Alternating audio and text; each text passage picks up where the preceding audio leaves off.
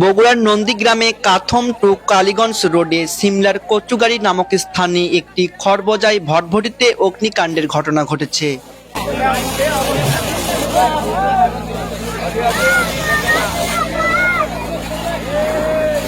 আজ মঙ্গলবার বিকেলের দিকে খড়ের গাড়িতে বৈদ্যুতিক লাইন থেকে এই অগ্নিকাণ্ডের ঘটনা ঘটে। ড্রাইভারের অসচেতনতার কারণেই পুরো গাড়িতে আগুন ছড়িয়ে পড়ে। ড্রাইভার উপায়হারা হয়ে রাস্তার পাশে একটি খাদে গাড়িটি নামিয়ে দেয়। পরবর্তীতে নন্দীগ্রাম ফায়ার সার্ভিস ও এলাকাবাসীর সহায়তার মাধ্যমে আগুন নিয়ন্ত্রণে আনে।